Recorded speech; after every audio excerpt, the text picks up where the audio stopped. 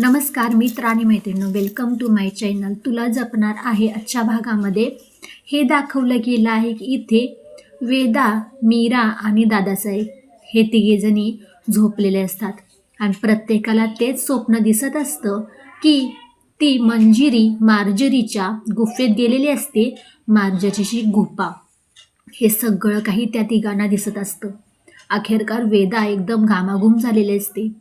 दादासाहेब ही ती बरळत असतात. ती गुफा, ती म्हातारी बाई, ती लटकत असते. ते सगळं काही मंजिरी तिच्या कानाने ऐकत असते. मीरा ही ताडकीनं उडते आणि तिलाही घाम घाम झालेला असतो.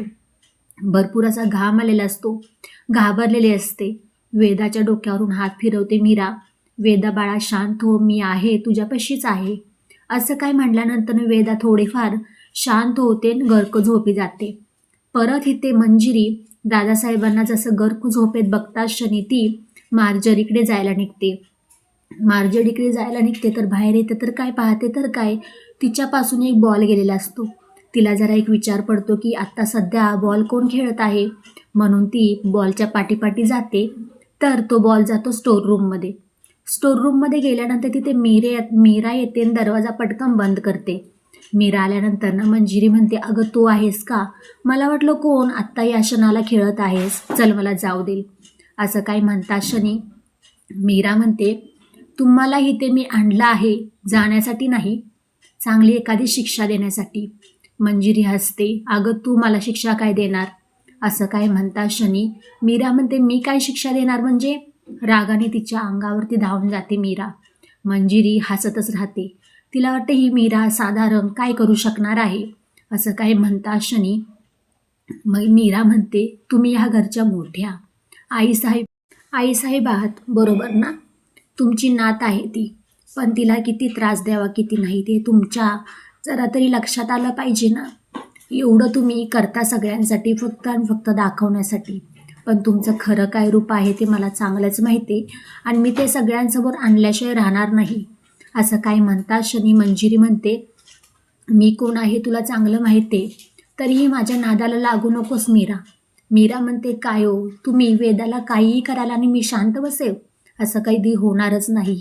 आणि असं काही म्हणता क्षणी मीरा मंजिरीला अशी ढकलून देते आणि तिला चाबकाचे चांगले फटके देते. पण ही मंजिरी शांत बसते. म्हणते, मीरा तुला मी आत्ताच नाही सांगणार, माझी शक्ती मी नंतर उपयोगाला आणणार, कारण की मला तुझ्याकडून ह्या वंशासाठी वारस पाहिजे, वारस.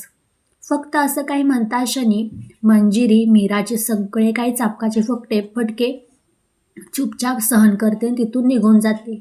पण ती त्या रात्री मार्जरीकडे न जाता स्वतःच्या रूममध्ये जाते, दरवाजा बंद करते. मीराच्या त्या वागण्याबद्दल मंजिरीला खूप राग आलेला असतो. ती शांत बसते आणि त्याच्यावरतीच रात्रभर विचार करते. दुसऱ्या दिवशी ते दामोदरच्या प्लॅनिंग म्हणजे बिझनेसच्या प्लॅनिंगबद्दल इथे नर्मदा अनन्याशी बोलत असते. अनन्या म्हणते, तुम्ही ना त्यांना कर्ज काढायला सांगा ना. असं काही म्हणता क्षणी नर्मदाच्या डोक्यामध्ये असतं की दादासाहेबांनी ह्यांना बिझनेस काढण्यासाठी पैसे द्यावेत. तिथे मीराही येते.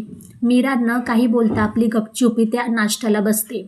मंजिरी येते. नर्मदा म्हणते, वहिनी काय झालंय गळ्याला?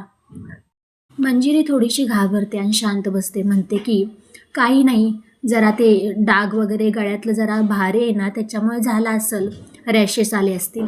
असं काय म्हणता क्षणी त्या दोघीजणी शांत बसतात. पण मीराला खूप हसू येतं की रात्रीचंही काय सांगू शकणार नाही. नर्मदा अनन्या त्यांच्या रूममध्ये जातात. परत इथे मंजिरी मीरापाशी येते. म्हणते, तू जे काही केलं आहेस ना माझ्याबरोबर, ते मी अजिबात काही विसरणार नाही, त्याचा बदला मी घेणार आहे. इथे मीरा म्हणते, बघू ना कोण कुणाचा बदला घेते.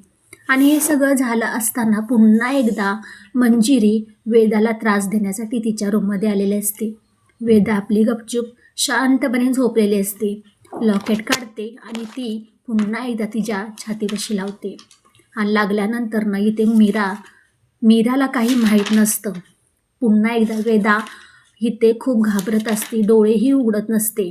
मंजिरी आणि मार्जरी म्हणत असतात की वेदाला आपण विसर नाही पडून दिला पाहिजे माझ्याबद्दल आणि ह्या गुफेबद्दल.